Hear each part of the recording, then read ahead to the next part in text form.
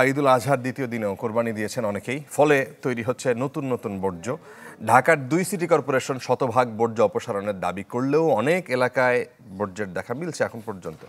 বিশেষ করে পশুর হাটের আশপাশের বর্জ্য সরাতে বেশ বেগ পেতে হচ্ছে পরিচ্ছন্নতা কর্মীদের। ঈদের দ্বিতীয় দিনেও ঢাকায় হচ্ছে পশু কোরবানি। নতুন ঢাকার তুলনায় পুরান ঢাকায় এই হার অনেক বেশি।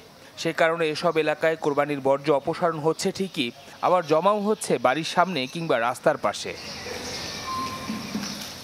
ঈদের এই সময় 2 সিটিতে 39,000 টন বর্জ্য হয়। তা সরাতে মাঠে রয়েছেন প্রায় 20,000 কর্মী, কিন্তু তারপরও কোথাও কোথাও যেন গা ছাড়া ভাব দ্বিতীয় দিনে বলছেন বাসিন্দারা। বড় বড় রোডগুলো করছে, ছোট রোড কোনো পরিষ্কার এখন পর্যন্ত হয়নি। ময়লাটা যদি পরিষ্কার করে দিত আমাদের অন্তত আমরা আবাসিক এলাকায় যারা বসবাস করতে শান্তি পাইতাম। আমার পিছনে দেখেন এই যে একেবারে পুরো সব রোডের উপরে এখনো রয়ে গেছে। মোটা দাগে বেশিরভাগ এলাকার বর্জ্য অপসারিত হলেও গরুরহাট কেন্দ্রিক এলাকাগুলোতে এখনও চোখে পড়বে তা। যদিও 2 সিটির পক্ষ থেকে ঘোষণা দেওয়া হয়েছে 129টি ওয়ার্ডের শতভাগ বর্জ্য অপসারিত। কালকার দিনের দুপুরে 10টাতে শুরু করছি, এখন পর্যন্ত চলতেছে, আমাদের কাজ চলমান থাকবে। আজকে যারা কুরবানি দিচ্ছে তাদের ময়লাটা আমাদের সরাসরি স্টেজ আসছে এবং স্টেজ থেকে আমরা এটা পরিষ্কার করছি। আর যে হাটগুলোতে অলরেডি ওখানে কাজ চলতেছে। দক্ষিণ সিটি কর্পোরেশন প্রথম দিনের মতো দ্বিতীয় দিনের বর্জ্য সরাতে নতুন করে 24 ঘন্টা সময় বেঁধে দিয়েছে।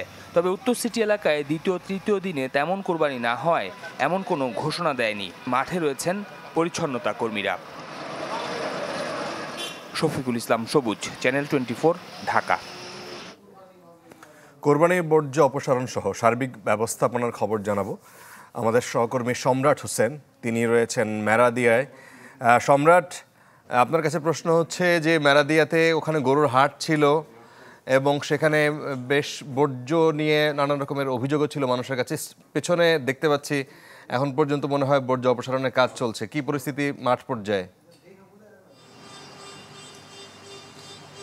সিটি কর্পোরেশন থেকে বলা হয়েছিল যে দক্ষিণে বিশেষ করে যে 24 ঘন্টার মধ্যেই এই বর্জ্য অপসারণ করা হবে। সেটি গত কাল বেলা 2টা থেকে আজকে অর্থাৎ এখন 4টা বাজে, অর্থাৎ 24 ঘন্টা পেরিয়ে গেছে। কিন্তু এরপরে আমরা এই মেরাদিয়াতে আসার পর যেটা দেখতে পাচ্ছি যে এখন পর্যন্ত কিন্তু এই বর্জ্য অপসারণের কাজ চলছে। দক্ষিণ সিটি কর্পোরেশনের যে পরিচ্ছন্নতা কর্মী যারা নিয়োজিত আছেন তারা কিন্তু এখন পর্যন্ত এখানে এই পরিচ্ছন্নতার কাজ তারা করছেন। আমরা আসার পর এখানে এখন পর্যন্ত সেটি চলমান রয়েছে।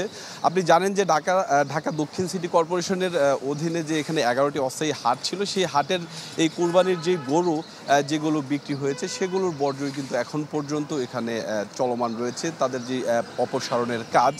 একই সাথে আমরা রাস্তায় আসার সময়ও কিন্তু দেখছিলাম যে কুরবানির পশুর যে বর্জ্য সেগুলোও কিন্তু আমরা রাস্তায় দেখছিলাম ঠিকমতো। সেটি এখন পর্যন্ত কিন্তু এখানে বাসিন্দারাও বলছিলেন যে তাদের আসলেই যে দুর্গন্ধ সেটির জন্য তারা আসলে ঠিকমতো নিঃশ্বাস নিতে পারছিল না। আমরাও আসার পর দেখছিলাম যে এখানে যে এই বর্জ্য অপসারণের যে বিষয়টি সিটি কর্পোরেশনের পক্ষ থেকে তারা তদারকি করছেন, তারা চেষ্টা করছেন।